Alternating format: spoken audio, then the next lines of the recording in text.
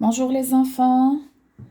Alors aujourd'hui, on va faire la correction de l'application, des exercices de l'application. J'espère que vous les avez faites et j'espère aussi que vous n'avez pas trouvé beaucoup de difficultés à les faire.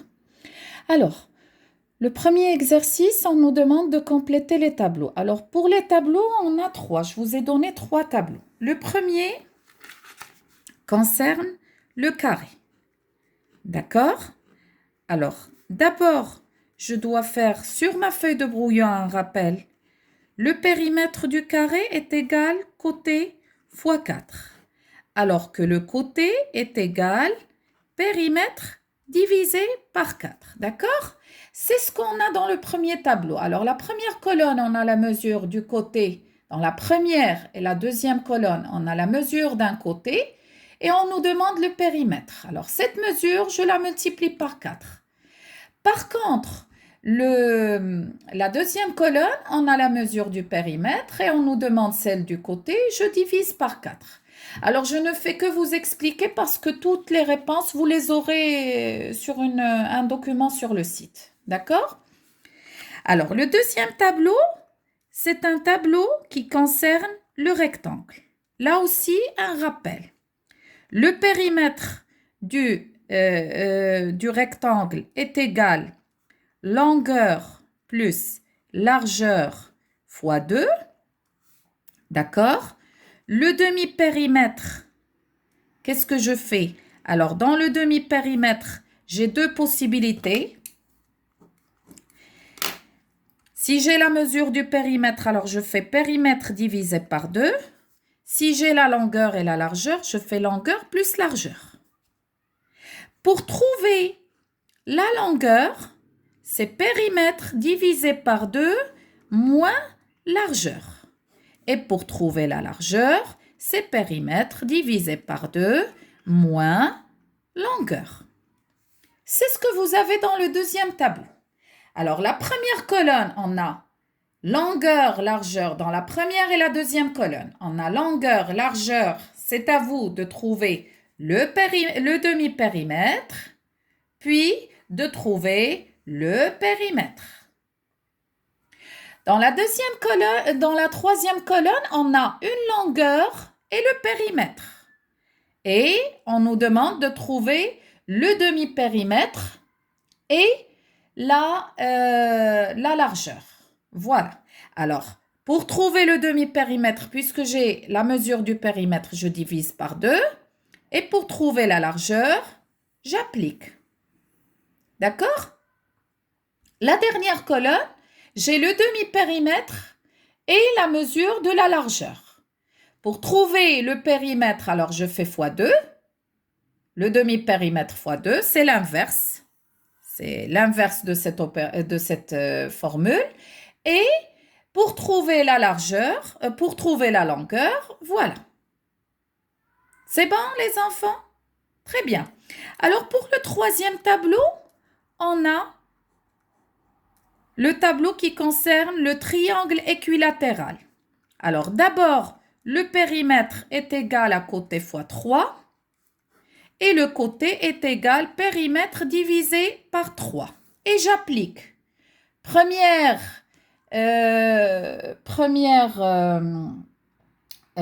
colonne, on nous demande la mesure du périmètre, d'accord? C'est la mesure d'un côté fois 3.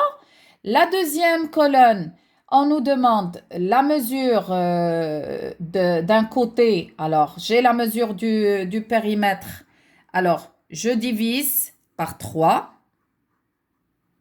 D'accord? Puis, la dernière colonne, je multiplie par la mesure d'un côté par 3 pour obtenir le périmètre. C'est bon, les enfants? Très bien. Alors, après, on a les trois situations problématiques. Alors, la première situation, on nous donne un tapis. Alors, un tapis de bain a une longueur de 90 cm et une largeur de 60 cm. Alors déjà, lorsque je lis longueur et largeur, automatiquement, c'est un rectangle. Alors, le tapis de bas est rectangulaire. J'applique la formule pour trouver le périmètre, longueur plus largeur fois 2. D'accord? Après, le problème B. Alors, le problème B, on a la cour d'une école à la forme d'un carré de 27 mètres de côté. Alors, 27, alors le côté, c'est 27 mètres. Pour trouver, là, il s'agit du carré. Pour trouver le périmètre, j'applique la formule. La mesure du côté fois 4. Pour le problème C, alors il y en a parmi vous qui m'ont demandé, qui m'ont posé plusieurs questions via WhatsApp. Les enfants, des fois, là, je vous donne un problème rien que pour comment dirais-je, faire marcher un petit peu, faire marcher un petit peu votre petite matière grise. D'accord? Alors, qu'est-ce qu'on vous a donné ici? Au cours de leur réchauffement, les joueurs d'une équipe de football font 8 fois le tour du terrain. Ça, c'est très important.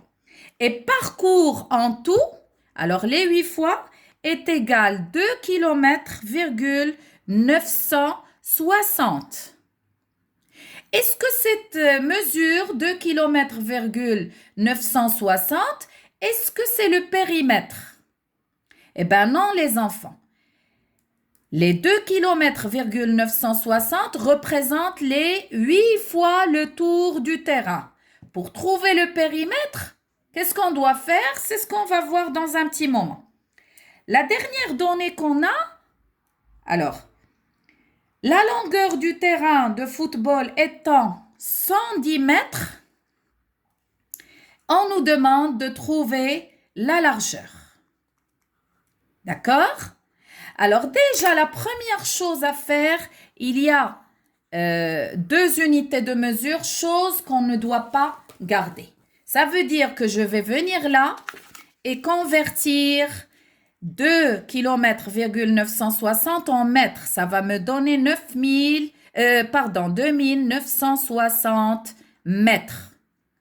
Et les 9260 mètres représentent 8 fois le tour du terrain. D'accord? Alors, pour trouver le périmètre, je dois prendre les 2960 mètres et la diviser par 8. Pour la diviser par 8, je vais obtenir un tour. Ou bien une fois. Et ce un tour, c'est le périmètre. Ça va nous donner 370 mètres. Après, pour trouver la largeur, tout simplement, c'est le périmètre divisé par 2 moins la longueur qui est 110 mètres. Tout simplement. C'est clair? Très bien. Alors, s'il vous plaît, moi, je préfère que vous suivez la vidéo tout en vérifiant, tout en posant devant vous vos réponses pour avoir une référence de travail et pour rectifier si vous avez un petit souci ou une petite faute, ça va être noté. D'accord? Alors, je vous envoie un deuxième document de travail, c'est des activités de consolidation que vous devez travailler. Et bien sûr, s'il y a un souci quelconque, je suis à votre disposition via WhatsApp toute la journée. Je vous souhaite bonne journée et à demain, Inch'Allah. Bisous les enfants.